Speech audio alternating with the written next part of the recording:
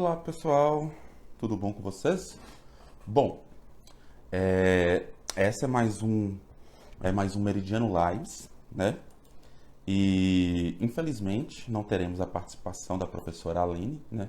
Isso vai ser explicado mais adiante, né? E hoje teremos como membro eu, o Rodolfo, vou me apresentar mais adiante, e o Daniel, né? Ele já mandou o convite aqui, vou aceitá-lo e vou fazer algumas explicações sobre essa live.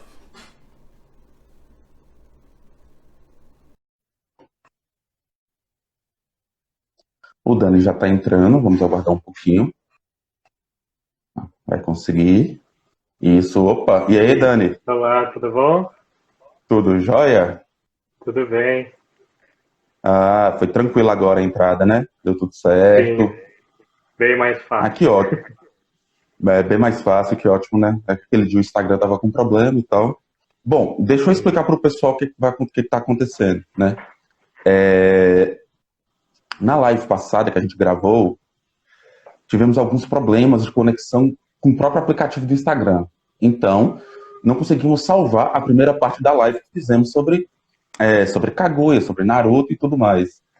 Então, como a gente não conseguiu fazer o upload do vídeo e nem postar ele no IGTV, se fez necessário, então, que a gente regravasse essa live, né? Tentando abordar o máximo dos temas que a gente abordou na live passada. Então, é mais uma outra gravação, uma outra live, mas dessa vez com participação minha e só do Dani, para tentar produzir um conteúdo próximo do que foi produzido, né? Como eu estava falando, meu nome é Rodolfo, né? Hoje a professora Aline, ela não vai poder participar, porque o interessante seria que eu e o Dani falassem sobre um projeto e uma pesquisa que a gente está desenvolvendo que envolve o anime de Naruto, né? Eu queria deixar bem claro que o nosso objetivo com o Meridiano Lives é justamente ultrapassar as barreiras da universidade, né? E por isso essa temática, porque a ideia é dialogar com os diversos públicos, principalmente, sobretudo, o público não acadêmico. A ideia é inspirá-los e mostrar para eles que a universidade também se faz para além dos muros dela. E a ideia é justamente, então, trazer temáticas com uma linguagem acessível e que as pessoas possam entender o que vem sendo feito dentro da universidade. Esse é o principal objetivo do Meridiano Lives, né? Mas antes de a gente adentrar no assunto e na live em si, eu gostaria que o Dani se apresentasse um pouquinho, né? Sim, bom, boa noite a todos e todas, né? E agora a gente está gravando de uma outra forma, mas mesmo assim, aqueles que quiserem comentar, né, fiquem à vontade depois.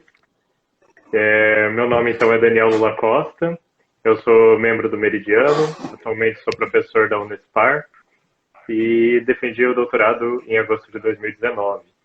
Então, a partir de então, venho desenvolvendo essa pesquisa com o Rodolfo, né, sobre Naruto, principalmente sobre a personagem Kaguya e os seus filhos, né, Hagoromo e Hamura, que são muito importantes para toda essa temática que a gente vai abordar. E essa pesquisa nasce, então, do nosso gosto por essa temática. A gente desenvolveu 2 artigos sobre isso, né, que felizmente foram aprovados para publicação. Então, mais para frente, acredito que vocês já terão contato com esses artigos. Assim esperamos, né? A Uhum. temática ela se produziu, portanto, de uma visão muito interessante que nós possuíamos sobre a Kaguya e os elementos mitológicos e esses irmãos, né, que são filhos de Kaguya e como eles se desenvolvem em si.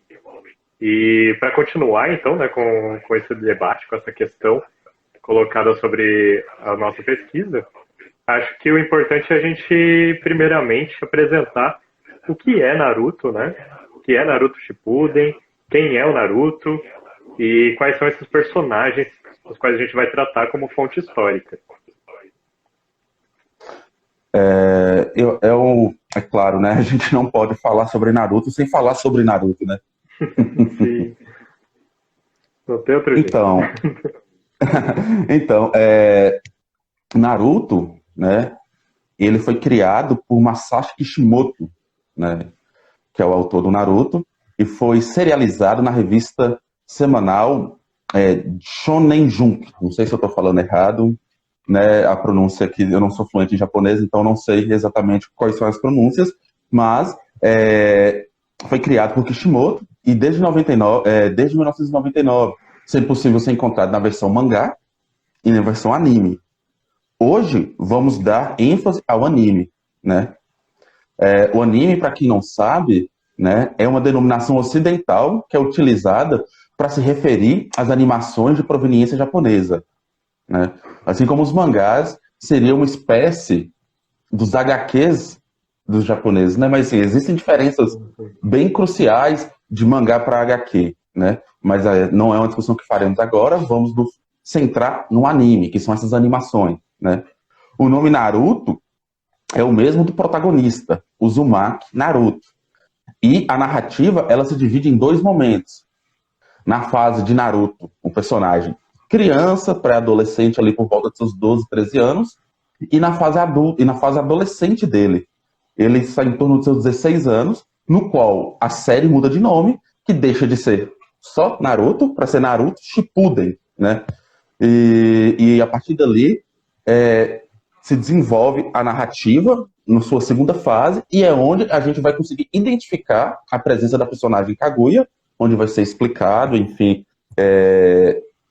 sobre a personagem e seus filhos, né? A história em si, ela é uma história que passa por um universo composto por shinobis, que são ninjas, ou seja, a temática de Naruto gira em torno do universo ninja, mundo de ninjas. E é uma narrativa que tem uma geografia própria, composta por 10 países principais e algumas ilhas, no qual a série, em cada país, existem vilas ou feudos com leis e líderes próprios. Então, eles têm uma organização social, uma organização política e mesmo mitológica própria que foi desenvolvido justamente para a narrativa, seja no mangá, seja no anime, né? Cada nação tem seus senhores feudais e são protegidos por suas vilas ninjas ocultas. O que isso quer dizer? Que essa nação, cada nação, por exemplo, o País do Fogo, ela tem uma nação, ela tem uma vila oculta própria, que é a vila que é responsável por ser a vila que tem o poderio militar para proteger a nação. No caso da vila da Nação do Fogo, temos a vila oculta da Folha. A gente vai falar um pouquinho sobre isso na frente, né? Exatamente, o nome é Konoha. Ao líder de cada vila oculta é dado o título de Kage, adicionado ao seu respectivo elemento com o nome da vila, como é o caso da Vila da Folha que eu falei agora, que no caso é Hokage, né? Na Vila da Água, a Mizukage é da Vila da Névoa, eu acho, se eu não me engano, né? Enfim, essas variações vão mudando, né? Se transforma em prefixo para o título Kage. E, lembrando, que a Nação do Fogo é o lugar onde nasceu e cresceu Uzumaki Naruto, né? Naruto é um ninja que, ao nascer, ele vai ter uma espécie de demônio depositado em seu interior, né? Ele vai ter, então, o que eles chamam de bijus. Bijus são forças, são espíritos malignos compostos por chakra, que é um tipo de energia espiritual e energia vital. No caso do Naruto, a biju que foi depositada no seu interior se chama Kyuubi, que é a raposa de 9 caudas. Cada país tem seu próprio demônio de caudas, ou bijus, né? Às vezes, alguns países vão ter até 2 tipos de receptáculos humanos, que são chamados de Jinchurikis, que vão receber essas bijus, porque esses receptáculos vão ser usados com a finalidade de uma arma militar para ajudar esses países a se defenderem ou também atacarem outras vilas. Naruto, por ser um receptáculo da Kyuubi, ele inicialmente vai ser odiado por todos da Vila da Folha, pois no passado, a Kyuubi, quando foi libertada do seu antigo receptáculo, Uzumaki Kushina, mãe de Naruto, ela atacou e destruiu a vila, fazendo com que muitas pessoas morressem, inclusive a própria Kushina, mãe de Naruto, e o Minato, que era o Hokage da época e também pai do Naruto.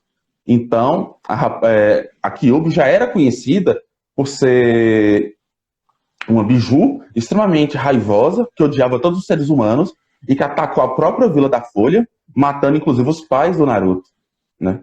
A narrativa se desenvolve, então, principalmente em torno do roubo dessas bijus, devido a seu grande poder de destruição. Diante dessa ameaça em comum, é que as 5 grandes nações, né, daquelas 10 nações iniciais que eu falei, existem 5 grandes nações, que são as principais, que sempre viveram em guerra. Só que nesse momento, com o roubo das bijus por uma organização chamada Akatsuki, essas nações se veem obrigadas a unir forças.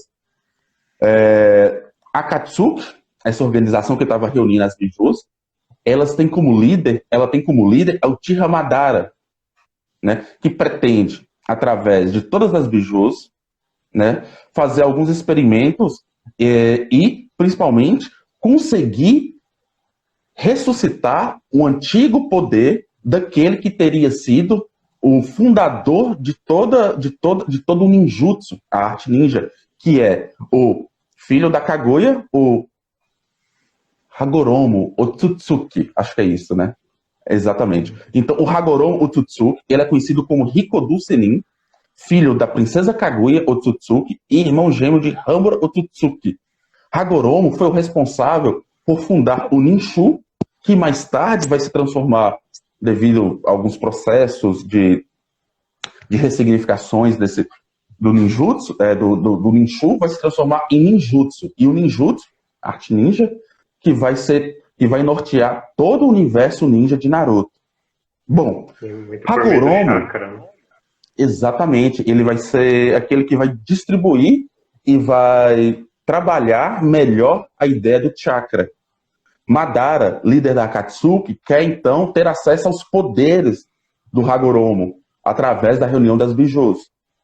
Hagoromo, como eu disse, era filho de Kaguya, e Kaguya, ou a princesa Kaguya, né, ela surge das estrelas por volta de 1 milênio antes que se passa as aventuras de Naruto.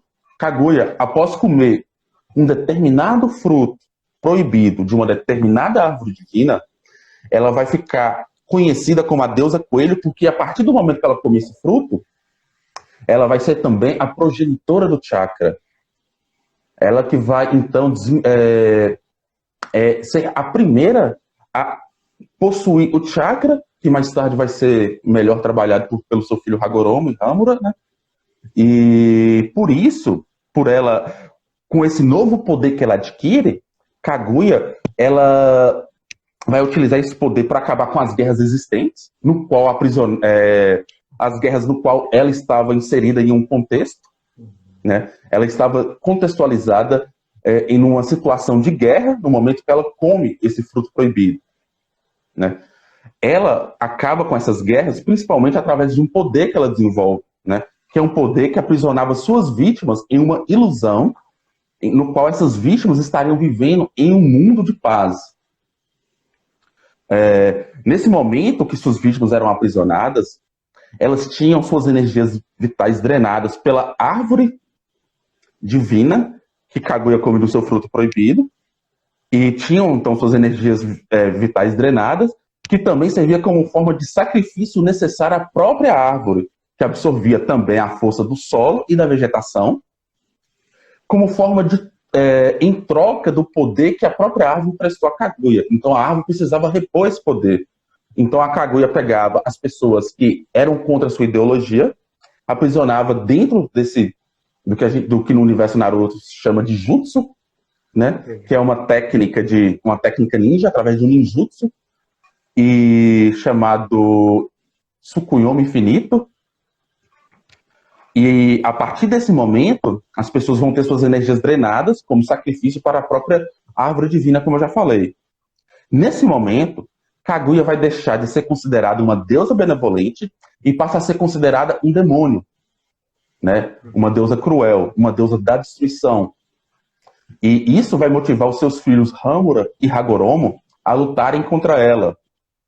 Depois de uma intensa luta entre os filhos com sua mãe, eles vão derrotar sua mãe, vão absorver o seu chakra e vão aprisioná-la numa prisão que mais tarde vai se transformar na própria lua. Após esse fato, Hagoromo vai criar um Ninshu, que é um predecessor do ninjutsu e de todo mundo ninja, né? Então, nesse sentido, a gente tem basicamente o mito fundador de todo o universo ninja, de como o ninjutsu posterior e tributário do Ninshu se torna, então, uma forma de organização social, política e mesmo mística religiosa que vai organizar e nortear todo mundo ninja. É essa história, através dos personagens de Kaguya e dos seus filhos, que temos aqui uma espécie de mito da origem.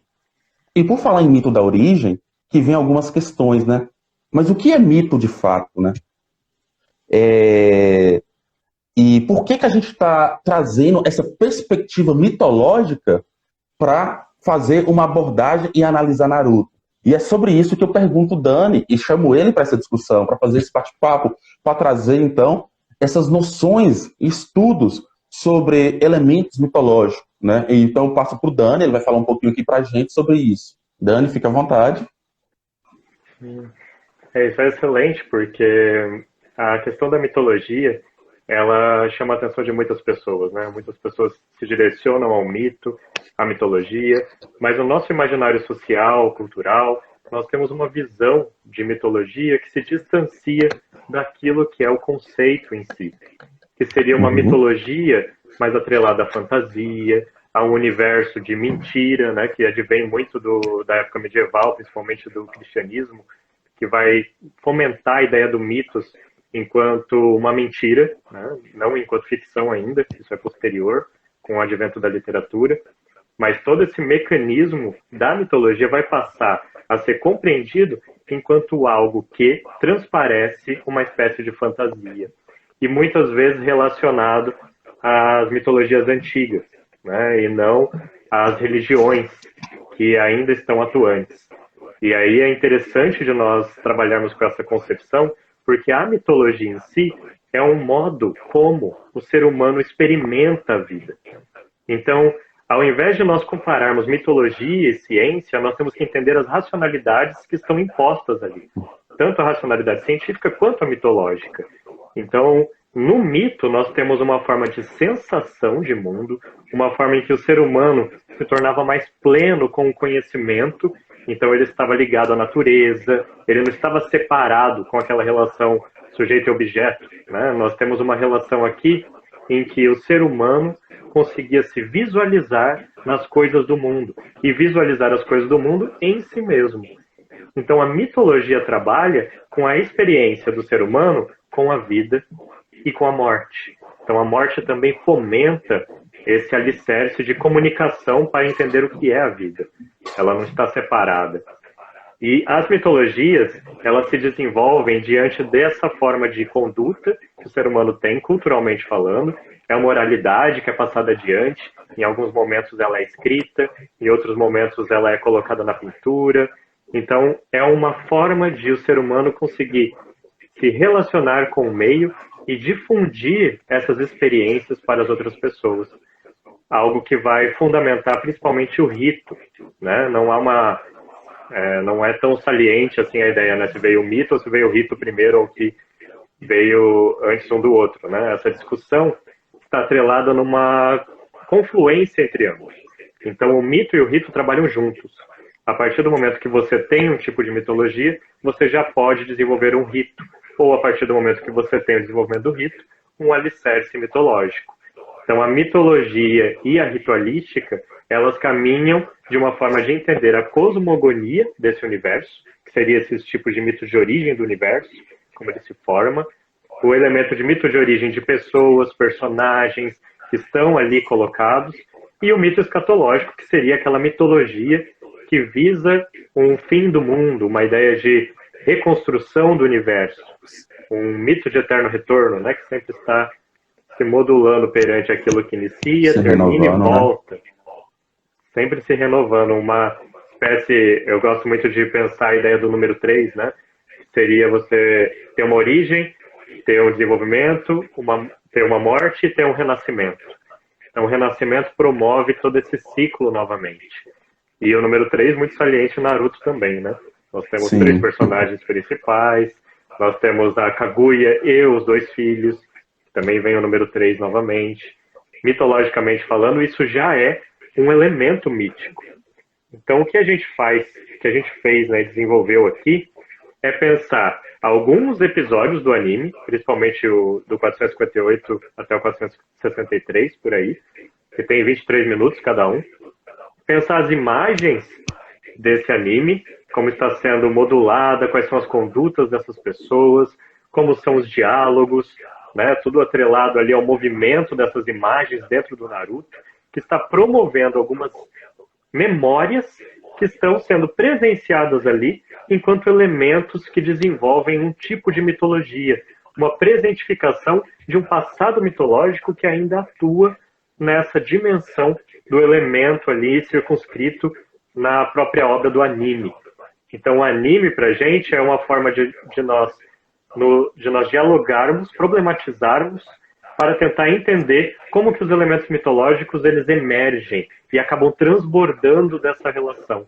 Então, não é nem tanto pensar como que o autor, né, que desenvolveu o Naruto Shippuden relacionou as mitologias, mas pensar como essas mitologias transbordam em torno desse imaginário pelo qual o Naruto anime foi desenvolvido.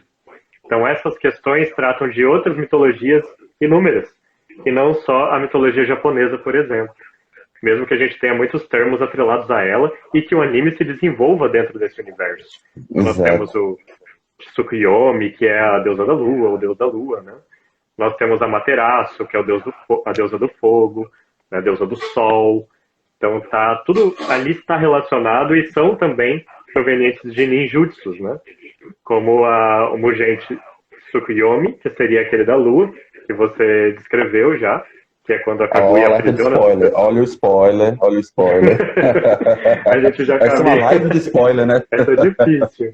Difícil sair dos spoilers diante disso. Dani, eu queria te fazer uma pergunta, né?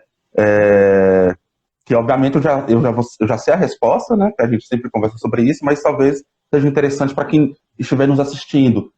Tipo, a gente podemos pensar então, o anime Naruto como um tipo de narrativa que reatualiza esses elementos míticos. Claro, não podemos falar que Naruto e a Odisseia são a mesma coisa, tem a mesma estrutura. Claro que não, né? Mas você pontuou muito bem tipos de mitos que existem. Falou do mitos da criação, mitos de origem, escatológico e tudo mais. E Naruto, a gente vai apresentar aqui alguns elementos míticos, então a gente pode entender Naruto, assim como outros objetos culturais da cultura pop, como uma forma que a mitologia encontra para transbordar, encontrar um novo fôlego. Você pode falar um pouquinho sobre isso para a gente? Claro, e eu acho que o mundo audiovisual, né, esse sentido de dissipação tão fácil de informações que nós temos hoje em dia, promovem também outras formas de documentos históricos, né? Pensando então essas fontes que surgem, como Naruto, que emergem e tem esses desenvolvimentos mitológicos ali inseridos, sim, nós podemos pensar uma presentificação desse mito, né? Ele se torna novamente presente sobre um outro alicerce. O Mircea Eliade, que é um historiador das religiões, ele trata de um conceito denominado degradação do mito. Então ele entende que há uma formação mitológica e essa formação mitológica das sociedades antigas, medievais, elas vão sendo moduladas e ainda se tornam presentes diante das imagens e símbolos mitológicos. E aí eles promovem, então, uma forma de conduta que vai estar relacionada com o seu contexto histórico-social. Então o Naruto, por exemplo, ele bebe dessas mitologias, dessas fontes antigas, ele traz essa enunciação do mito, mas a forma como isso é construído diverge muito daquilo que as mitologias antigas construíam. Então ali nós estamos pensando um universo em que as pessoas têm uma forma de relação com o mundo que é muito diferente do século XX, né, quando o Naruto vai emergir. Então Então você tem uma obra que emerge de um outro contexto. No entanto, as presenças mitológicas ali funcionam de forma artística, o que elenca e aprofunda, dá então poder para essas energias mitológicas ali encontradas. Então, sim, com certeza nós podemos pensar essa reatualização mitológica, essas outras formas, né, de conduta do mito, enquanto também formas de experiência humana, principalmente relacionada ao imaginário social e ao criador, que está dinamizando isso, que está sentindo essas ideias, né, para si. E isso é importante também de nós pensarmos para adentrar as mitologias e esses elementos míticos que estão ali presentes em Naruto, principalmente a relação de Kaguya e as deusas antigas. Então, gostaria que o Rodolfo falasse um pouco para a gente sobre como que é essa questão do fruto proibido, como é essa questão da Kaguya e como eles se relacionam, enquanto uma questão de elementos mitológicos e também as deusas lunares. Sim, claro. Porque fruto proibido, entre outras coisas, é o próprio título da live, né? E é o que chama, e que foi a primeira coisa que me chamou a atenção quando eu estava assistindo, e depois eu fui ler o mangá do Naruto. E, bom, mas antes de adentrar sobre a presença desses elementos mitológicos, né, vamos dar uma contextualizada, né?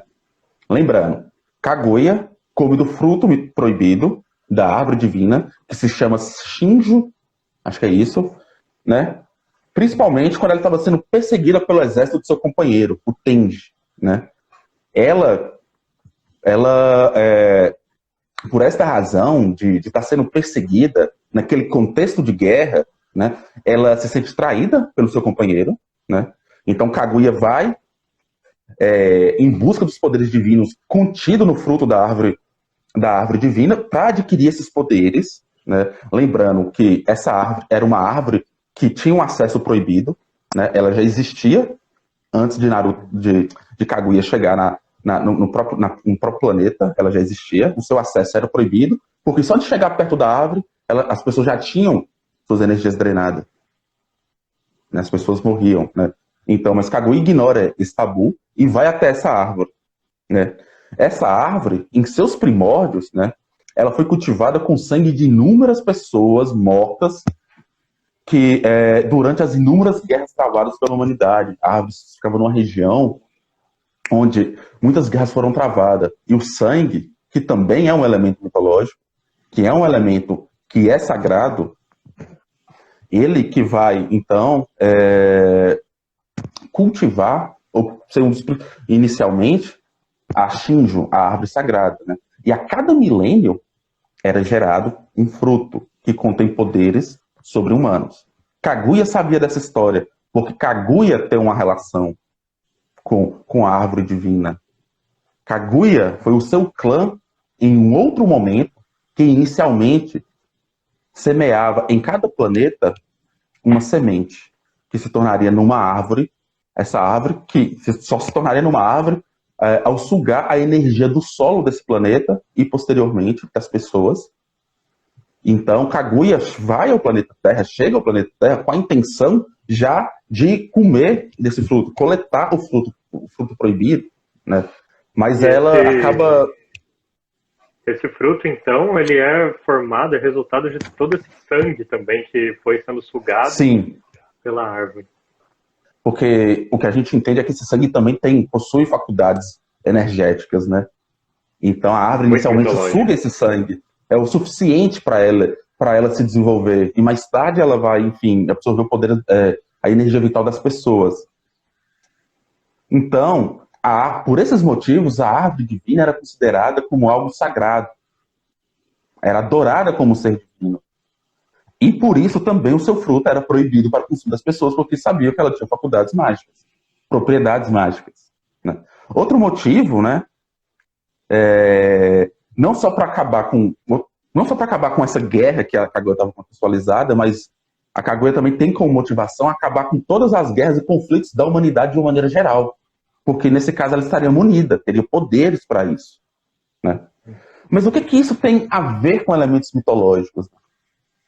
Bom, essa é a forma como Kaguya se relaciona com a árvore sagrada e com o fruto proibido.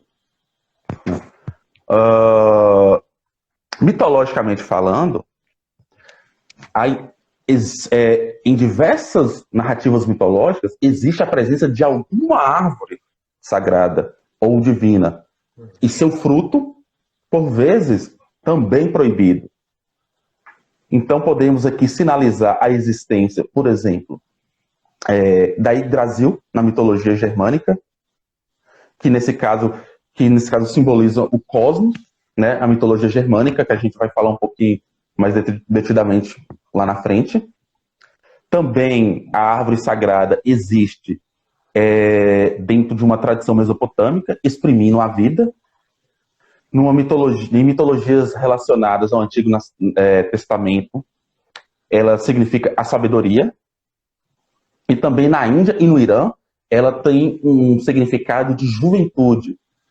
São todos esses atributos estão relacionados a poderes sobre-humanos, estão relacionados a essas árvores e ao seu fruto. Dessa forma, a árvore, todas essas árvores sagradas, de algum modo, representa uma sacralidade, porque ela adentra numa questão de sagrado, e também representa o próprio conhecimento que os deuses possuíam, um conhecimento que era acessível somente a poucas pessoas, que nas narrativas míticas são a heróis ou a semideuses, ou próprios deuses, no caso de Odin, que a gente vai ver mais adiante, né? Então é por essas razões que boa parte dessas árvores sagradas, nas narrativas mitológicas, possuem frutos e estão em lugares perigosos, guardados por monstros e de acesso proibido, né? E aquele que obter e comer do fruto irá adquirir essa condição sobre-humana, divina, juventude eterna, invencibilidade, onipotência, entre outros. Então, aqui a gente já vê algumas similaridades com Naruto, né? Lembrando que a árvore sagrada em Naruto estava localizado em um lugar de acesso difícil. Não era fácil chegar lá, e era proibido chegar lá. Então, esses elementos se repetem em Naruto, claro, de uma maneira, em um outro contexto, de uma maneira ressignificada, mas esse elemento, mesmo ressignificado, a gente consegue perceber a presença dele em Naruto, né? Porque foi exatamente isso que aconteceu com Kaguya ao comer o fruto da árvore divina, porque ela adquire novos poderes, poderes que lhe permitem acabar, inclusive, com os conflitos da humanidade ali, né? E aqui é importante salientar a presença de um outro elemento mítico, no caso da Kaguya, que é o sacrifício. Porque Kaguya, quando ela chega, ela vai ao encontro da árvore divina, ela estava grávida, ela estava correndo de um exército. Ela vai acompanhada de sua amiga, talvez a única em todo o anime, chamada Aino. Ela entra na frente das flechas e se sacrifica por Kaguya. O sacrifício aqui é outro elemento mítico, que ele por si só já é um elemento mítico em diversas situações e em diversas narrativas míticas, mas, nesse caso, relacionado à árvore divina e ao fruto proibido, né? Então, aqui a Aino se sacrifica. A vida de Aino pode ser entendida como o preço cobrado pela própria Shinji, a árvore divina, para que Kaguya tivesse acesso aos novos poderes divinos. O sacrifício como elemento necessário para que, no caso, Kaguya tivesse, então, acesso aos poderes da árvore divina, né? Aqui, então, podemos entender o sacrifício como esse outro elemento mítico, né? Pois o sacrifício, ele é necessário, né? Mitologicamente falando, e aqui utilizando das premissas elaboradas pela historiadora Aline Dias da Silveira, né? O sacrifício é esse elemento necessário em narrativas míticas para fixar algum tipo de pacto ou aliança, né? E no caso aqui de Naruto, é entre Kaguya e a própria árvore divina Shinji. Então, aqui, o sacrifício vai ser constantemente renovado e oferecido à árvore divina. Lembrando que Kaguya sempre, como eu disse anteriormente, ela vai oferecer pessoas à árvore divina, né? Elas estão em casulos ali, vivendo um mundo de ilusão e de paz, enquanto a árvore divina absorve seus poderes. Esse é o sacrifício. Essa é a importância do sacrifício para manter e renovar esse pacto ou aliança entre as partes. Queria falar alguma coisa, Dani? Não, tô tranquilo. Tá? Porque eu vou dar dois exemplos aqui, né? Que engloba a árvore divina, o seu fruto e o sacrifício, que é a mitologia nórdica, né? Que está muito aí em destaque na cultura pop, principalmente através dos filmes da Marvel, né? Principalmente através do universo do Thor, né? Que está ali contextualizado em Asgard, né? E tal. Então, tem uma série também que é dos Vikings, traz todos esses elementos. Aquela O verdade. Último Reino também, The Last Kingdom, também está em alta. A mitologia sempre vendeu, né? Sim. Mas o que eu quero trazer da mitologia nórdica é a Yggdrasil, né? Que é uma dessas árvores sagradas, né? Ela, dentro da mitologia nórdica, ela se localiza no centro do universo e conecta 9 mundos diferentes. Os frutos dessa árvore, não só os frutos, mas também as suas folhas e as suas raízes, possuem faculdades divinas, né? Dentre essas faculdades divinas, dentre esses poderes, podemos identificar desde atributos de cura e ressurreição, né, até a própria sabedoria. Então, por esses motivos, a Yggdrasil era protegida por valquírias, uma espécie de deidades guerreiras femininas. E somente os deuses poderiam ter acesso a essa árvore. Ou seja, extremamente restrito o acesso a Yggdrasil. Não é qualquer um que pode ir até lá. E quem fosse teria que lidar com as valquírias. Odin, o principal deus do panteão nórdico, ao descobrir uma fonte da sabedoria nas raízes da Yggdrasil, resolve beber daquela fonte, mesmo sabendo que um sacrifício era necessário, né? E ele oferece o quê? Um dos seus olhos, para ter acesso aqui ao conhecimento. Odin não come necessariamente um fruto, mas ele vai nas raízes, que é assim como os frutos, é uma extensão da própria árvore sagrada. Ele tem acesso ao conhecimento, mas para isso foi preciso sacrificar seu olho. Elementos aqui temos a presença de uma árvore sagrada com frutos. Nesse caso não eram necessariamente proibidos, mas de acesso restrito, mas frutos que ofereciam poderes, que eram guardados não diria monstros, né, mas por figuras com grande poder, que são as valquírias, e o oferecimento de um sacrifício, elementos presentes na narrativa de Naruto. E muita gente deve estar fazendo a comparação, porque é algo que é mais próximo da gente, né, próximo de nós brasileiros, que é a narrativa do texto da Gênesis, no Antigo Testamento, ou Primeiro Testamento, que também apresenta esses mesmos elementos míticos, né?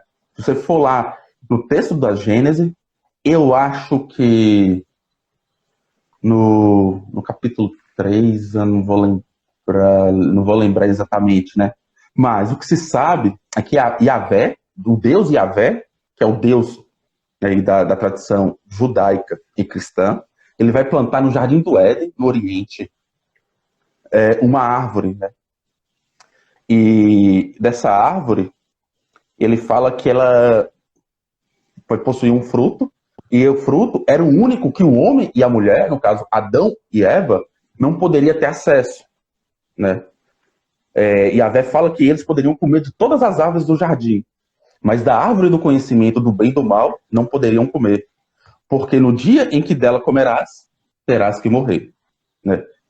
Mas, por uma infinidade de motivos, né, eles acabam desobedecendo às ordens de Yahvé e comem desse fruto.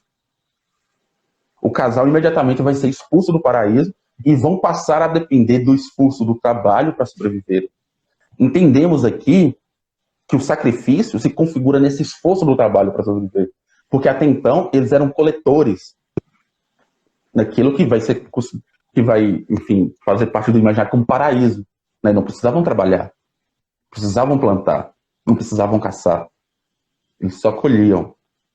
E nesse momento que eles comem do fruto proibido, de uma árvore que está inserida em um espaço sagrado, que é o Éden, então eles vão ter que pagar um preço por isso, que é o seu próprio trabalho, né?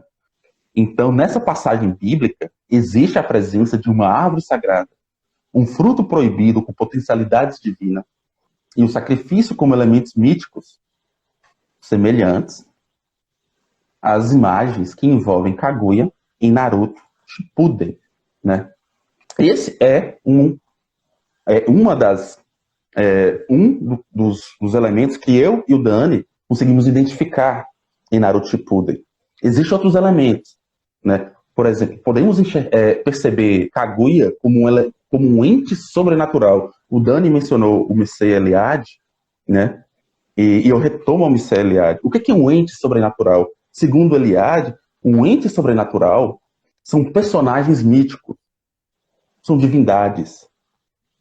Porque são esses entes sobrenaturais que vão possibilitar, graças às suas ações, graças aos seus comportamentos, são eles os responsáveis por criar uma determinada realidade, um determinado cosmo, seja ele parcial, como uma ilha, ou um próprio planeta, um universo, um mundo, uma organização social, ou pelo menos como as organizações sociais vão se ancorar na forma como esse determinado mundo, ilha, país, nação, que esses entes sobrenaturais vão construir, que a sociedade vai passar a se espelhar. Então, os entes sobrenaturais são essas divindades responsáveis pelo mito da criação, por produzir uma nova cosmologia. Cosmologia, certo? Certo. É que eu sempre confundo cosmologia com cosmogonia, mas, enfim. Mas eu acho que nesse caso é um mito cosmológico. Eles constroem a cosmogonia, né, o mito da cosmogônico, e formam a cosmologia. Né? Ah, certo. Bom, é sempre bom ter um especialista em mitologia, né? Então, Kaguya pode ser considerada como esse ente sobrenatural, porque ela é a progenitora do chakra, né? Ela criou o principal alicerce que estrutura a narrativa de Kishimoto, que é o chakra, que é essa energia vital, essa energia espiritual, que as pessoas vão passar a possuir após Kaguya ingerir do fruto. Ela é um ente sobrenatural, ela é uma divindade, então, que participou, transformou e instaurou, por meio das intervenções dela, um novo tipo de tempo, um tempo inaugural dos primórdios. Porque, então, ela é entendida na narrativa de Naruto como só mais um conto de fadas, né? Dependendo da tradução que você pegar do Naruto Shippuden, vai vir como mito, vai falar que é uma historinha para criança, né? Mas ela inaugura, então, um tempo de um mito inaugural, dos primórdios da narrativa de Naruto Shippuden. Ela instaura uma nova ordem, um novo cosmo, mesmo que em escala menor. Mas é ela responsável por isso, né? Então, se aquela sociedade ninja existe porque Kaguya é um ente sobrenatural que desenvolveu, então, uma atitude criadora do princípio. E em Naruto Shippuden, sobretudo no episódio 459, intitulado Hajimari no Mono, que numa tradução livre para português seria como a deusa dos primórdios ou aquela do começo, já tem uma indicação que ela é a deusa da criação. É ela que cria, ela é uma entidade, um ente sobrenatural criador, original e primordial. Então aqui temos então um outro elemento mítico, que é Kaguya enquanto ente sobrenatural. E eu parto para o próximo elemento mítico, né? Que é mais específico no caso, que é a lua. Entendemos Kaguya como uma figura divina, por ser um ente sobrenatural, que adquiriu seus poderes lá com fruto proibido, árvore divina, sacrifício e tudo mais, mas também como uma figura que está inserida dentro de uma tradição iconográfica de divindades femininas ligadas à lua, a divindades lunares. Por quê? Lembramos, como eu já falei anteriormente, que Kaguya ela foi aprisionada em uma espécie de esfera formada por detritos de rocha, vegetação e solo. Essa esfera foi crescendo e tomou uma proporção tão absurda que se transformou na Lua, né? A prisão da Kaguya se torna a própria Lua. Nesse momento, Kishimoto, conscientemente, ele está dialogando com o próprio folclore japonês em relação ao conto da princesa Kaguya, que é muito forte, né? Lembrando que a Kaguya é uma personagem bastante conhecida ali na tradição e na literatura japonesa, ligada à lua, né? Inclusive indico para vocês assistirem a série na Netflix, né, O Conto da Princesa Kaguya. Vocês vão ver muita similaridade com Naruto, né? É muito bom, aliás. Inicialmente, nas sutilezas dos elementos mitológicos, tem muita proximidade. É um anime muito bonito, né? Eu acho que vale a pena assistir. Aqui, aqui o Kishimoto está certamente dialogando com essa própria tradição de Kaguya e a lua ali dentro do universo japonês, mas eu vou optar até mesmo pela proximidade com a nossa realidade, enquanto ocidentais. Eu não gosto muito desse termo, né? Mas nesse caso vai caber bem, né? Com as mitologias gregas, por exemplo, a mitologia greco-romana, para ser mais exato. Porque Kaguya, ao se apresentar, ou as imagens dela nos permitir entendê-la como uma divindade lunar, ela pode ser, por exemplo, entendida dentro da esteira de divindades lunares como Ártemis, que simboliza a lua cheia, ou como Hecate, né, a lua nova, Soturna. Tem Selene também, se eu não me engano, que também é uma divindade lunar, né, pertencente a essa tradição cultural. Então, já existe, então, toda uma tradição elaborada, construída em diversas mitologias, inclusive a Tupi-Guarani, né, que existem divindades lunares. E Kaguya está dentro dessa esteira, né? E isso se torna interessante justamente porque existe uma outra tradição iconográfica, imagética, cultural, simbólica de divindades lunares. E Kaguya, ao ser aprisionada na lua, ela se funde com a própria lua, se torna a lua se torna regente, né? Kaguya rege a lua da mesma forma como ela é a própria lua, pois ela é simbolizada como, né, no caso, como uma deusa coelho, né? E o coelho tem relações diretas, é um elemento direto relacionado à lua dentro do folclore oriental / japonês. Tem essa relação direta, porque Kaguya também é considerada a deusa coelho, e coelho é um elemento lunar, conforme a tradição do folclore japonês. Mas eu não vou falar muito sobre isso, não, né? Então, a gente consegue perceber, através de Kaguya, esse outro elemento mítico, que são as divindades lunares, né? A fertilidade também é muito relacionada ao coelho, né? Claro, e se a gente for pensar que Kaguya... do chakra. Exatamente. Então a gente poderia pensar a fertilidade como um outro atributo relacionado a Kaguya e como outro elemento mítico, né? E nesse mesmo contexto, Kaguya parece presentificar várias deusas, várias tradições de divindades, dentre elas deusas da destruição, né?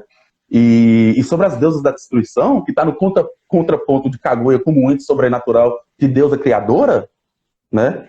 Ela vai para um outro lado, deusas da destruição. E eu acho que não tem ninguém melhor para falar sobre isso que você, né? Acho que você poderia falar um pouquinho para a gente como é que Kaguya consegue passar de uma deusa criadora, benevolente, que acaba com as guerras, para a deusa da destruição. Isso é bem interessante, porque a própria condição desses entes sobrenaturais, né, dessas deusas, desses deuses, eles perpassam toda uma relação que eles possuem, que também tem a ver, tem muitas questões conectadas com as sensações humanas. Então, quando você quer desenvolver alguma coisa para si, para o outro, e você almeja algum tipo de condição, você se direciona.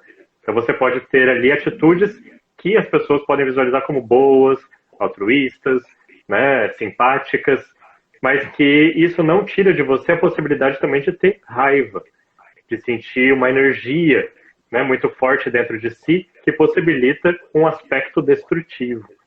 Mas nem sempre a destruição nos mitos está relacionada ao maligno, ela não tem um cunho moralista, né? Você não está destruindo porque aquilo é ruim ou porque você é ruim. Então, essa dimensão dos atributos mitológicos, ela não entra nesse quesito tão moralista.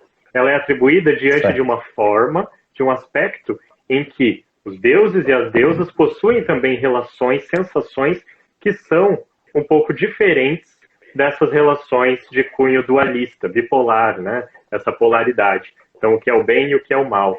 Ali você tem energias, você tem aspectos que promovem também a necessidade, por exemplo, de destruir para criar. A própria morte pode ser visualizada como um aspecto destrutivo, mas também um aspecto criador, porque ao morrer, você também possibilita voltar à Terra, Então seu corpo volta à Terra, ele se une a Gaia, né?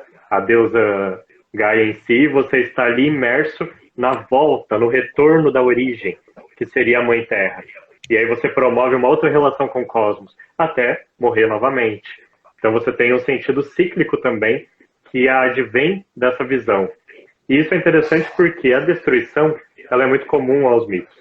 Então, na mitologia egípcia, por exemplo, nós temos Sekhmet, que é uma deusa que possui um rosto de leão e possui um corpo humano, humanoide, vamos dizer assim. E ali, ela também devora os seres humanos. Então, ela age diante de uma força que necessita de uma renovação. Então, é um aspecto de transformar o mundo e trazer uma outra energia criadora ou criativa, né, desse universo. E a Kaguya, ela trata desses esquemas. Até a própria condição dela em quesito híbrido está muito relacionada na sua união com a 10 caudas, com a Sinjuna, com a árvore divina. Quando ela se une com ela e forma 10 caudas, você tem ali o alicerce híbrido da relação com a vegetação, com a terra, com o elemento terra. Você tem a relação com o alto, com o céu, porque a árvore vai para cima. A Kaguya é um ente que vem do céu. Então você tem uma relação entre ar e terra, que são elementos fortíssimos e promovem a criação, né? Eles promovem a criação, você germina. Então a árvore cresce. Quando você estava falando da mitologia nórdica, também me veio à mente essa questão dos 9 mundos, né? Que dinamiza na Yggdrasil e que você tem 9 bijus, por exemplo. E você também aciona nas 9 bijus a possibilidade da 10 caudas, né? Que vai ser depois com o Hagoromo. É quase cabalístico, né? Você tem uma divisão numerológica ali dentro em que você passa por estágios de possibilidade de chakra para atingir a Kaguya no final. Então você atinge Deus ou a deusa, né? No final de todos esses atributos. É aquela relação dos 10 nomes de Deus da Cabala. Olha Mas só. não entrando tanto nisso, né? Pensando também a questão da destruição, quando a Kaguya ela se envolve nessa questão demoníaca, destrutiva, né? Que ela passa de benevolente para uma deusa destruidora, tem ali um alicerce de conexão com a árvore, a 10 caudas, em que ela se transforma. E analisando as imagens, a gente consegue visualizar, por exemplo, a mitologia hindu que está presente ali. Lembrando que o hinduísmo ele tem uma formação ali que vai com os Vedas. Então, no segundo milênio antes da Era Comum, você tem obras que vão também dissipar essa comunicação mitológica dada pela oralidade e que vai influenciar, por exemplo, o budismo, com Siddhartha Gautama, quando ele caminha dissipando essas informações, modificando alguns atributos do hinduísmo, como as castas, e dando essa relação que vai chegar ao Japão. Então tem uma comunicação, um movimento do saber que vai possibilitar toda essa transformação de temporalidades e de espacialidades que vão surgir, então, e emergir no Japão, então, tanto como também na China. E esse budismo, ele tem umas relações também que visam algumas comunicações com o hinduísmo. No caso da deusa da destruição, nós temos a própria Kali. E a Kali, ela se desenvolve desse fenômeno, porque ela advém da deusa Durga, que é também a deusa Parvati. Você tem várias formas de deusas, né? A mesma deusa que vai se transformando, igual a Kaguya, né? De benevolente, ela vai para demoníaca, ela vai para destruidora. Ali você tem a Parvati, que é a esposa de Shiva. Então Shiva vocês devem conhecer, né? Do ato de dançar, que fica em volta de um círculo, ele dança, que é a dança do universo. Então ele também é um deus considerado destruidor e organizador, junto com Vishnu, depois Brahma, que é a Trimurti hindu, número 3 de novo, né? A Trimurti dos deuses e deusas. E ali com a Parvati ela é uma deusa benevolente, ela age de acordo com seu marido, com Shiva, mas em um determinado momento ela passa a se transformar. E ela se transforma em Durga, que já é uma deusa mais guerreira, é uma deusa que se impõe mais. E quando eles são açoitados por demônios, que são os Asuras, que é muito parecido com o Ashura, né, que a gente tem no anime do Naruto, frente até a uma questão de dominação de um reinado do Indra, também parecido com um dos filhos de Hagoromo, o Indra, ele é destronado por esse Ashura. Então, em um conflito, o Asura vai destronar o Indra e vai promover um conflito em que Shiva e Durga vão ter que lutar contra esse ser gigantesco para vencer. Então, ali você tem já um movimento de destruição do cosmos que está sendo conduzido por um demônio e que vai forçar a Durga, por exemplo, a tentar entender melhor como ela pode vencer esse ser. Porque quando o ser ele era golpeado, o sangue derramava no solo e desse sangue emergiam novos dele. Então, mais desse próprio demônio para ser lutado de novo. Era eterno, não parava. E aí, o que acontece? A gente pode pensar até na relação do sangue com a árvore, né? Com a Sim, é nisso que eu estou pensando exatamente aqui. Sim, o sangue que está ali na terra, né? E sempre nascendo chakras, sempre sugando energia vital.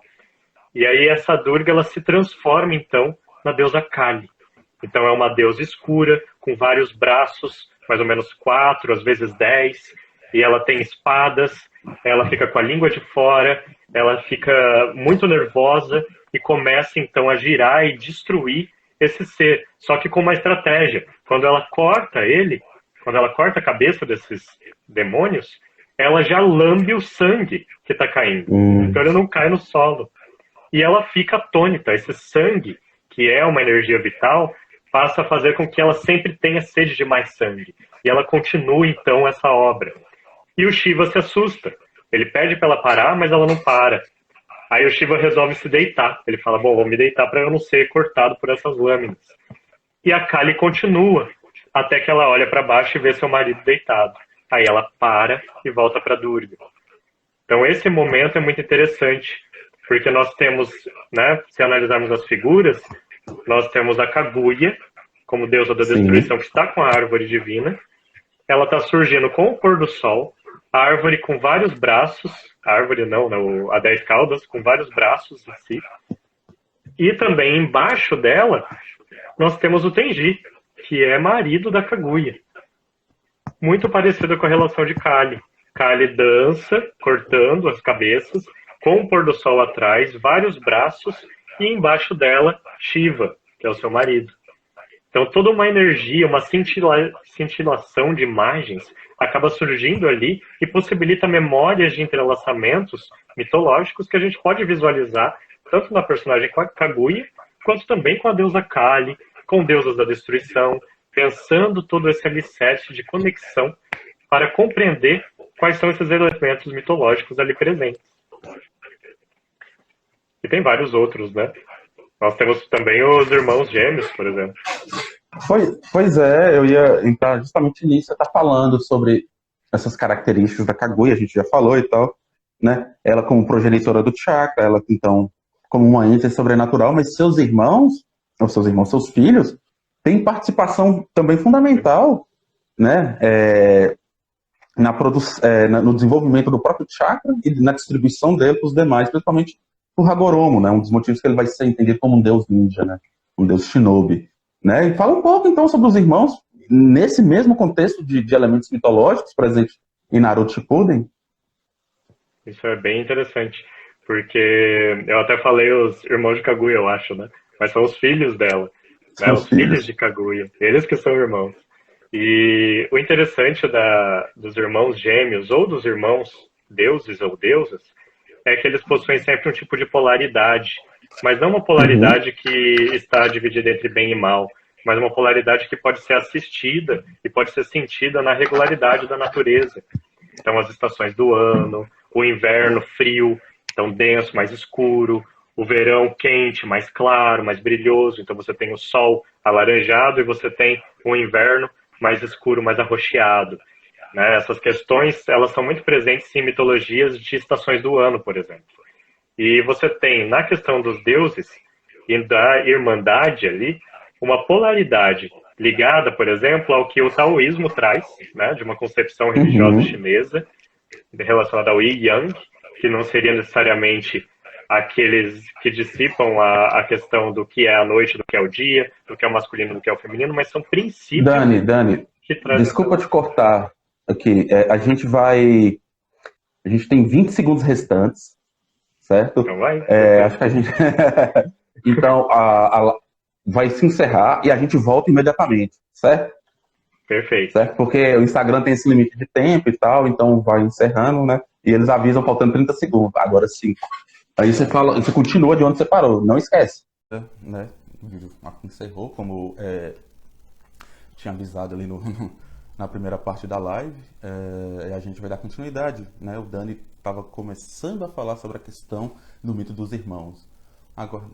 Aguardar ele mandar o convite aqui, que ele já mandou, né? E aí eu vou aceitá-lo.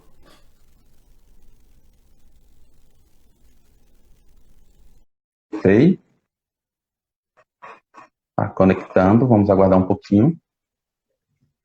E vamos para a segunda parte dessa live. Sei. Dani, tá me escutando?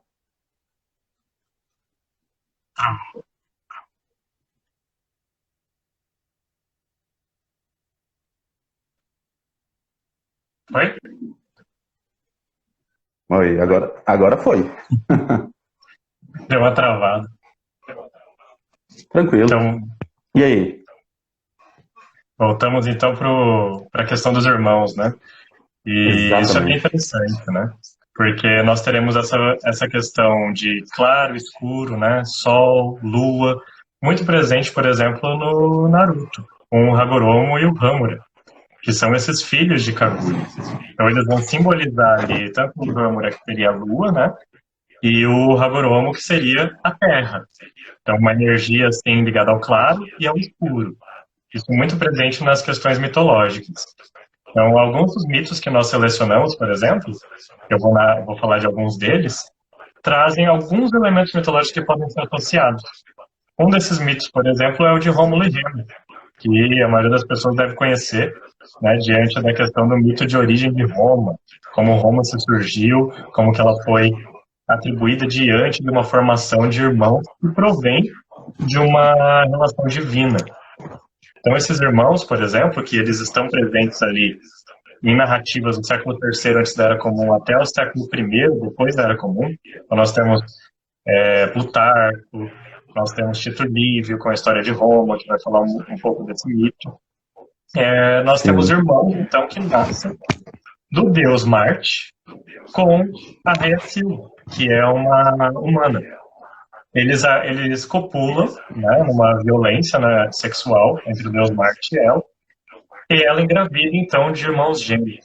Mas o que acontece é que o reino que eles estavam inseridos fazia com que os filhos de Rhea Silva fossem os detentores do poder para assumir o trono. Mas um ou outro personagem, chamado Amúlio, e que era o rei atual, não queria ser substituído e temia isso. Então, o que ele faz? Quando a Rhea Silva tem os filhos, ele pega esses irmãos gêmeos e coloca num cesto e joga no rio Tibre, em Roma, onde será Roma, né? E aí esses irmãos vão navegando, então, e são descobertos por uma loba. Essa loba amamenta eles, né, dá força para eles quando eles crescem. Eles são achados por um pastor que vai criá-los, até um determinado momento que eles conseguem, então, assumir esse trono, né, deste rei. Eles acabam numa violência, etc. Eles são unidos, isso também nos lembra o Hagoromo e o Hamura, que tem uma relação fraternal. E nessa questão, eles se unem e dividem o reino. Então, um fica com um determinado território, o Remo, o Palatino, por exemplo, e o Remo vai ficar com uma outra região, a Ventina, eu não me lembro direito o nome, mas acredito que seja isso. E eles acabam discutindo por questão de fronteira, o que vai levar, então, o Rômulo a matar o Remo. E esse caso do conflito, né, entre irmãos também aparece com o Hagoromo e o Hamura, porque eles vão lutar entre si, mesmo o Hamura estando possuído por Kaguya, por um jutsu, né, eles acabam lutando entre si, e o Hagoromo vai matar o Hamura por alguns segundos, o que nos lembra também dessa trajetória dos irmãos gêmeos. Além disso, um outro ponto familiar é a figura do animal, enquanto aquele que traz um tipo de iniciação. Então, lá, com o Rômulo e Remo, nós temos a loba, que vai transformar o mundo desses irmãos, fazendo com que eles ascendam para transformar o universo. Ou seja, eles têm um papel a cumprir, e que não ia ser cumprido. Mas como ela os salvou, ela mediou isso, ela os transformou. Então a loba ali também alimenta essa questão do processo iniciático pelo qual eles passam para exercer a função de serem os transformadores de Rômulo, principalmente o Rômulo. No caso do anime, o Hagoromo e o Hamura, quando eles descobrem que a árvore divina tem um papel ali esquisito e eles querem saber qual é, e eles veem uma relação até com a mãe. Isso se dá principalmente porque o Hagoromo se apaixona por uma mulher que acaba sendo entregue ao sacrifício da árvore divina. Eles acabam andando juntos até um determinado momento que um sapo surge, o Gamamuru, que vai então trazer à tona todos esses elementos do que estava acontecendo com a árvore e com a humanidade, com a natureza, com essas energias vitais que estavam sendo sugadas. E o Gamamuru vai ensinar então um poder sábio para o Hagoromo. O Hamura vai acabar sendo possuído pela Kaguya, né? E aí ele não aprende a técnica, mas o Hagoromo aprende essa técnica. Ele fica dias lá, meditando, aprendendo essa relação com a natureza, para então se transformar num poder sábio que seria o Senjutsu, né, por exemplo. Então o Gamamuru funciona ali como um ser que vem da natureza e que vai funcionar como um processo iniciático para dizer, olha, Hagoromo, você precisa vencer a sua mãe, você precisa transformar o mundo. É um ato até de cíclico, de reconstrução do universo. Aquele jeito que estava funcionando não está mais funcionando. Né? Ele acaba a se esfacelar. E aí o Hagoromo vem como outro alicerce para fomentar uma constituição nova de um mundo. E além desse mito, nós temos também o mito de Castor e Pólux.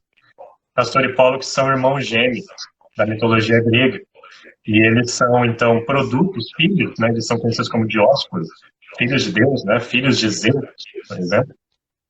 E Zeus vai ter esse filho com a Leda, que é esposa de Tíndaro, rei de Esparta. Zeus copula com ela, se transformando em cisne.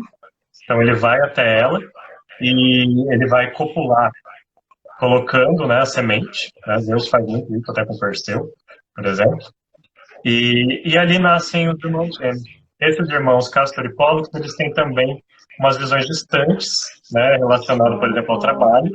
O Castor ele vai estar mais relacionado ao trabalho do cultivo e do alimento dos cavalos, por exemplo, ao domar cavalos, e o Pólux à luta. Então você tem já uma distinção que pode ser vista também no anime do Naruto. E ali os irmãos são fraternais. Então eles funcionam bem, eles se amam, eles trabalham juntos. E devido a isso, numa determinada guerra, que vai ser narrada no Argonáuticas, por exemplo, de Apolônio de Rhodes, né, no século III, o Castor acaba sendo morto por uma lança. O Pólux fica muito triste com essa questão, ele se vinga da morte do irmão, e o irmão dele é destinado então ao submundo, e o Pólux vai então para o Olimpo e conversa com Zeus. Fala, olha, eu gostaria muito que meu irmão voltasse à vida, né? Eu não estou aceitando essa condição. Então há várias vertentes do mito, há várias diferenças também nessa relação.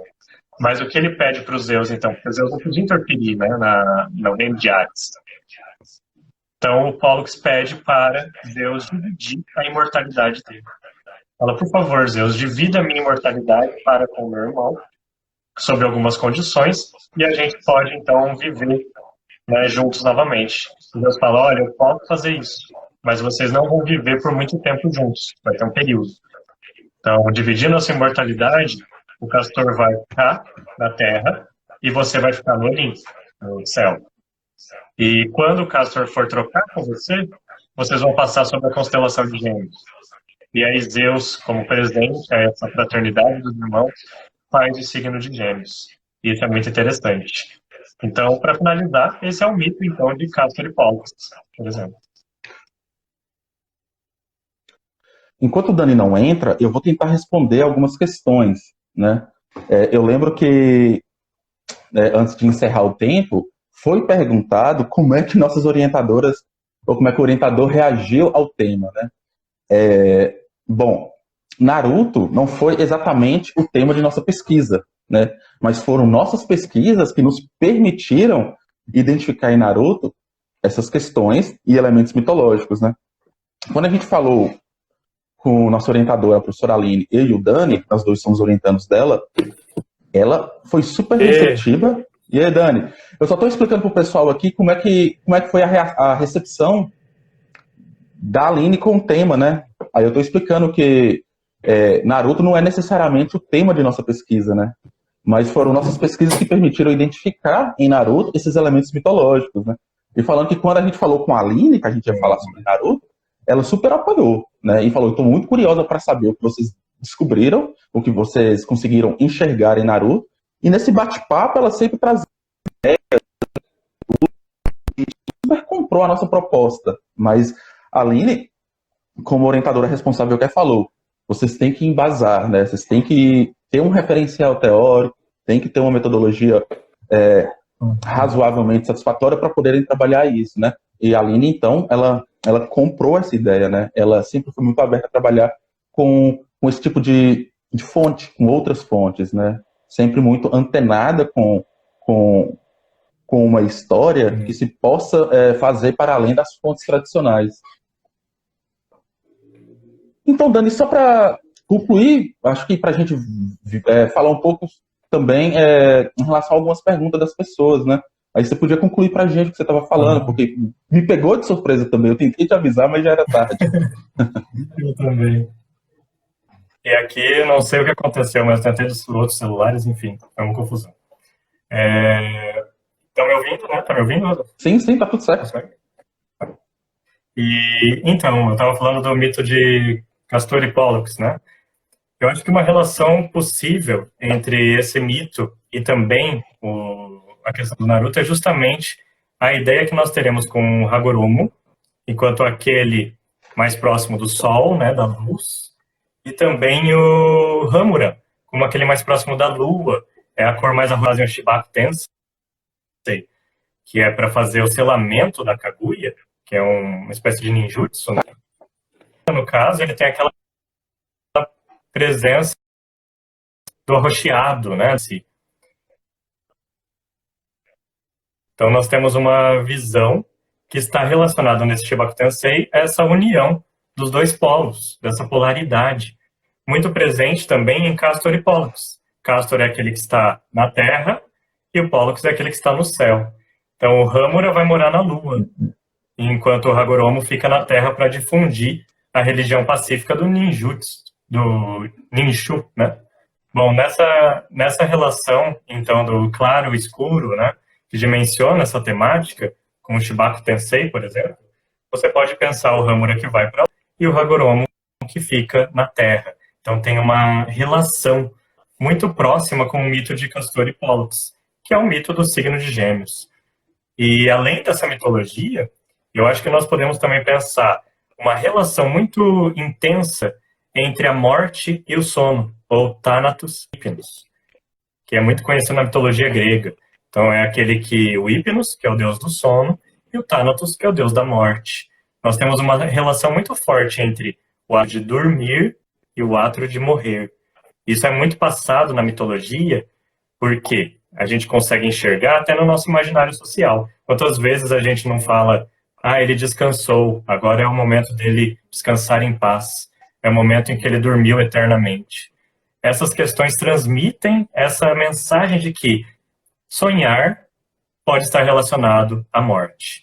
E isso é interessante por quê? Porque quando o Hagoromo ele mata o Hamura por alguns segundos, ele atravessa o braço no peito do Hamura, o Hamura acaba morrendo, o Hagoromo desperta um outro olho, um olho aqui na testa. E ele desperta o Rinnegan.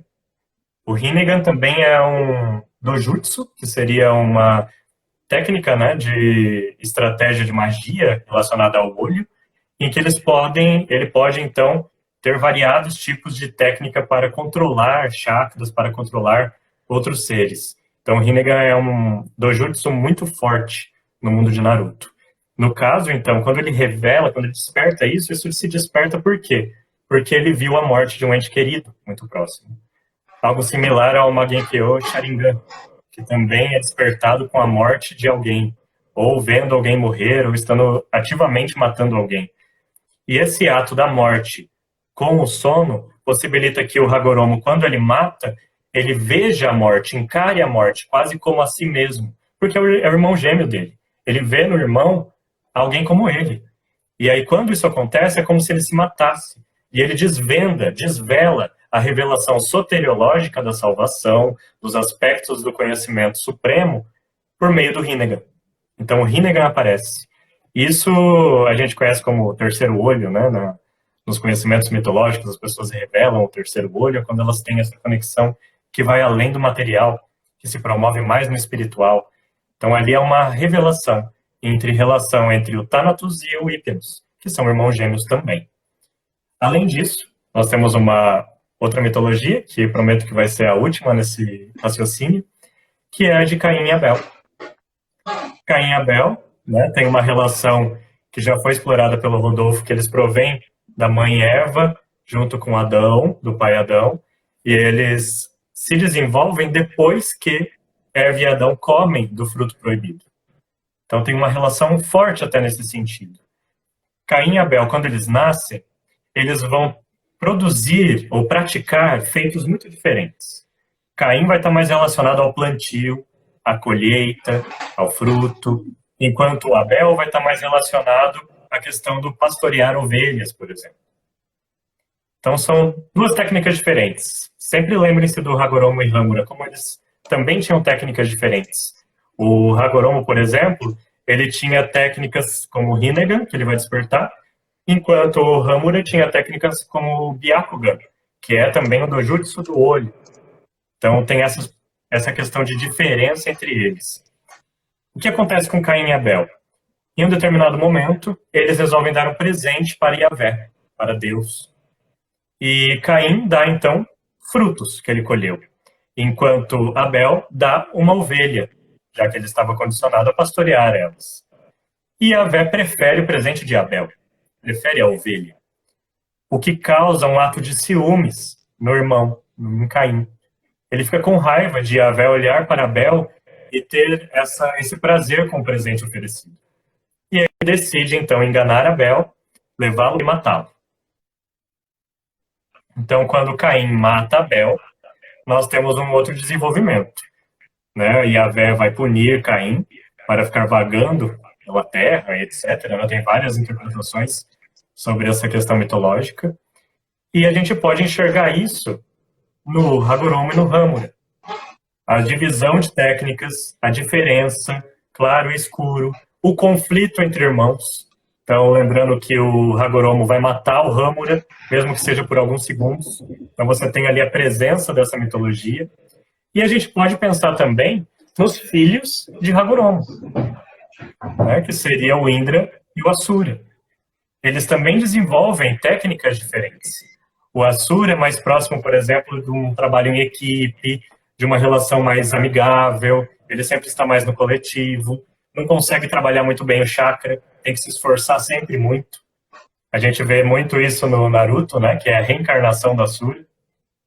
E no caso do Indra, é diferente. O Indra consegue produzir o chakra, consegue usar as técnicas, ele até é muito bom nisso, e ele fica mais introspectivo, ele se distancia um pouco, né, desse quesito que o irmão possui do coletivo. E o Hagoromo, né, como ele já estava pensando no caso da sua morte, ele acaba decidindo para que o Asura assuma a difusão do Ninshu. E é claro, o Indra vai ficar com muita raiva disso. Mas é uma raiva interna. Ela vai se proliferar mais porque ele é tentado pelo Zetsu Negro, né? Que é uma parte de Kaguya, esse Zetsu Negro, é uma parte dela que ela coloca na Terra, que a gente vai descobrir, né, durante o anime, que vai tentar o Indra para então enfrentar o Asura. E eles acabam batalhando. Eles batalham entre si, o Indra acaba fugindo, cada um vai desenvolver clãs diferentes, aí vem toda a mitologia, né, que envolve o Naruto, que provém desses irmãos, dessa batalha, e as reencarnações desses irmãos vão continuar existindo, e eles estão sempre lutando entre si. Então o chakra do Hagoromo está sempre vendo os filhos lutar, está sempre assistindo essa batalha, até que o Naruto e o Sasuke vêm à tona. Então, Naruto é a reencarnação do Asura e o Sasuke é a reencarnação do Indra. Mas eles têm uma relação de proximidade, de amizade muito forte. E aí, por mais que eles se distanciem, na luta com o Kaguya, eles vão ali alimentar essa amizade e vão lutar juntos. Que é algo que aconteceu somente no mito primordial, né? Somente com o Hagoromo e o Hamura que isso aconteceu. Essa luta entre os polos. Eu acho então, ali nós temos a junção dos dois. Eu acho que nesse ponto, Dani, a gente consegue ver essa questão também do mito do eterno retorno, né? Quando já passando para o Naruto mesmo, para o universo do Naruto, do personagem e do seu antagonista ali, que é o Sasuke, né? Eles, ao serem essa presentificação, serem as reencarnações do Ashura e do Indra, traz essa questão do mito do eterno retorno, e isso fica explicado como Kaguya, Hagoromo, Hamura, Indra e Ashura são esses entes sobrenaturais, né, que criam um universo ninja, né? Inicialmente com Ninshu, mais tarde com Ninjutsu, né? E então a gente vê essas relações mitológicas dentro da própria narrativa de Naruto, seja o mangá, seja o anime, são essas características que nos permitem então entender Naruto, assim como várias outras culturas e outras mídias da cultura pop, como uma manifestação e uma presentificação, claro, né, da reatualização do mito, né? O mito está sendo reatualizado através de Naruto, né? As pessoas de hoje, né, nossos irmãos, nossos amigos, as pessoas que a gente sabe que assistem Naruto, estão vivenciando o mito hoje. O mito está presente com outro nome, com outros personagens, mas a sua estrutura antiga está ali presente. Isso, então, trazer essas perspectivas sobre Naruto, trazer isso que a gente está trazendo sobre Naruto, permite com que as pessoas entendam que o mito está presente sim e mais vivo do que nunca. Porque agora ele tem outros canais de propagações, outras mídias, ele está presente em outras formas de comunicação, né? Então, utilizar o mito nesse sentido que você falou inicialmente como algo ruim, como algo que não é verdade, como algo ficcional, né? É um esvaziamento de algo que é muito presente e muito importante. Porque Naruto é uma referência, né? As pessoas se inspiram nesse personagem, né? Seja para amá-lo, seja para odiá-lo, né? Mas é um ponto de referência, né? Mas, dito isso, né, eu acho que a gente já passou um pouquinho do tempo e eu perdi as perguntas assim que a live acabou, né? Mas eu lembro de uma pergunta de uma das pessoas que estavam assistindo, como é que surgiu o interesse, né? Como é que surgiu esse interesse da gente estar trabalhando com Naruto, né? Como é que a gente conseguiu enxergar essas coisas, né? Eu queria que você falasse um pouquinho da sua parte.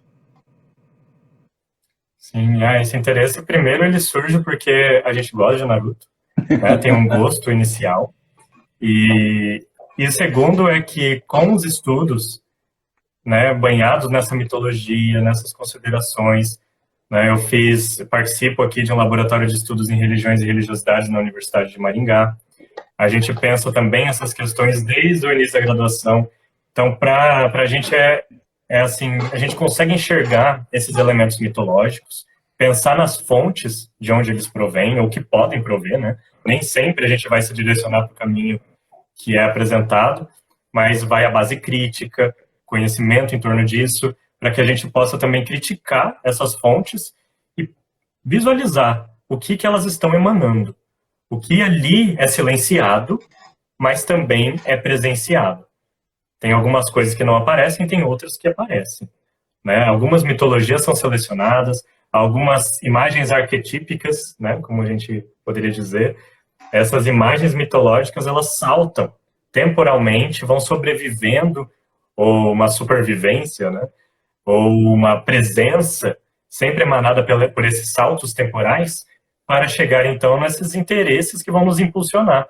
Ao olhar, assistir Naruto, a gente sente uma espécie de sobrevivência do mito. Então, ele está presentificado. A gente consegue visualizar que Naruto é um anime que encanta muitas pessoas gostam, se direcionam e passam a se conduzir para isso. Elas se sentem até parte daquele mundo.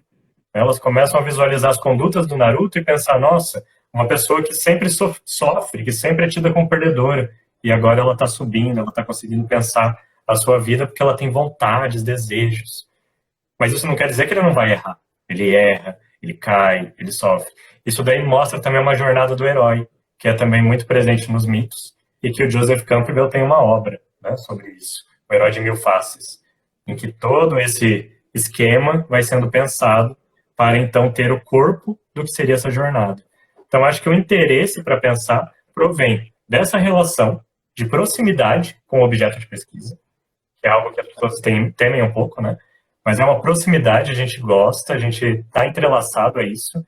E também pensar essa questão da Kaguya enquanto elemento feminino, que é muito importante para a gente pensar os movimentos hoje em dia, como que esse feminino está sendo moldado e passado por um anime, principalmente se a gente for pensar movimentos feministas, movimentos de interação, em que dá um estatuto para a mulher, né, de questão civil, questão de direitos.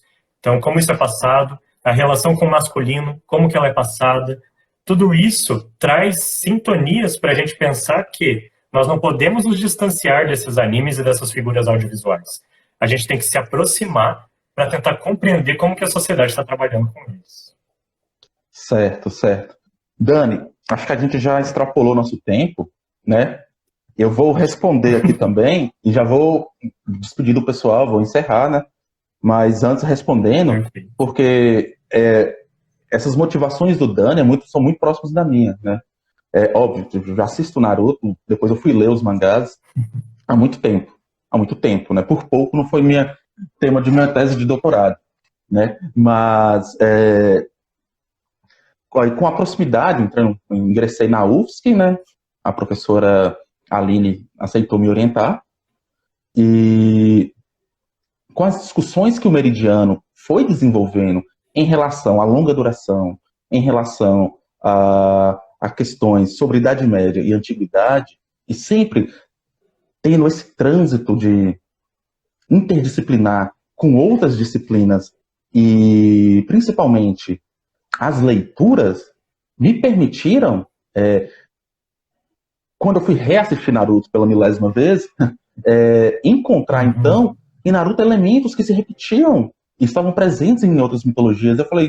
Eu fiquei pensando o quão sintomático é perceber numa mídia japonesa elementos que eu enxergava dentro de uma mitologia, por exemplo, a mitologia grega, a mitologia nórdica, né? E eu consegui, inclusive, fazer algumas referências com algumas tradições dos povos tupis, né? Então, essa questão mitológica ali presente também em Naruto se mexeu muito comigo, né? A questão do tempo, dos atravessamentos temporais e culturais que estavam presentes em Naruto, né? Então, isso me fez perceber que aquilo que pode ser tido como entretenimento, lazer e coisa de criança, que é assistir um anime, né, traz uma força simbólica e mitológica para o presente e faz com que as pessoas, então, experienciem novamente uma experiência de mito que outrora os povos da antiguidade experienciavam por outras maneiras. O mito nunca deixou de estar presente, sempre assumiu várias roupagens nos contextos históricos, espaciais e temporais por diversas formas. E o anime ganha importância nisso porque é um produto que é bastante consumido, vende muito, as pessoas compram muito Naruto, as pessoas assistem bastante Naruto, existe um mercado muito grande para Naruto. Então, ele tem uma acessibilidade, ele tem um acesso e uma circularidade muito grande. Você não vai ler Naruto somente, você vai assistir, você vai ouvir, você vai quase sentir o cheiro, né, de Naruto. As pessoas fazem tatuagem de Naruto. Então, isso ganha essa importância. Então, eu fiquei com isso na cabeça e falei, esse é um tema que merece uma atenção. Isso pode ser trabalhado como uma fonte histórica. E isso merece uma atenção, isso merece ser levado em consideração, isso merece ser escrito e debatido. E foi quando eu entrei em contato com o Dani. E a gente tem umas leituras parecidas, a gente sempre trocou figurinha, e isso foi muito, muito... E quando eu apresentei minha parte do texto para ele, ele me apresentou o texto dele, a gente debateu, a gente falou, cara, isso aqui tem que virar um livro. né? Sim. E vai virar, né? Mas então, Dani, igual eu te falei, né? Vou te dar um espaço para você despedir do pessoal e tal, que a gente está chegando ao fim, né? Lembrando que essa live vai estar disponível no nosso IGTV, né? Aqui no Instagram do Meridiano. Ele também vai ser disponibilizado no canal do Meridiano no YouTube, né? E então podem conferir também no YouTube lá, a live vai estar lá certinha, vai estar editada e vai ficar lá por tempo indeterminado, né? Se vocês forem acessando, mais tempo ela vai ficar, então acessem, por favor. E na próxima live a gente ainda não definiu os temas. Existem temas que já vão ser debatidos nas lives do Meridiano. A gente só vai pensar um melhor cronograma para bater com a data das pessoas que vão participar da live, né? Essa semana eu prometo liberar para vocês, então, um cronograma certinho, pelo menos com as 2 próximas lives, né? Então é isso, eu me despeço aqui de vocês. Muito obrigado pela presença de todos, de todas que assistiram, participaram e teve paciência com a gente que ficou até agora, né? Dani, dá seu recado final para o pessoal. Eu quero agradecer, principalmente para aqueles que ficaram, né, estiveram aí com a gente para conversar um pouquinho sobre Naruto, sobre Kaguya, né? Sinto muito pelas questões técnicas, né? A gente nunca está preparado para isso, mas acabou acontecendo. E espero que todo mundo tenha gostado bastante. Então a gente vai continuar aí com lives, né, do Meridiano, e espero que a gente consiga levar esse conhecimento produzido na universidade para um público mais amplo e encantar essas pessoas também para que elas possam visualizar que a universidade vai muito além do que eles imaginam. É isso aí, Dani. Valeu, obrigado pelas palavras. Um abraço para todo mundo. A gente fica por aqui e até a próxima live. Tchau, tchau. Um abraço, pessoal. Tchau, Rodolfo. Tchau, tchau.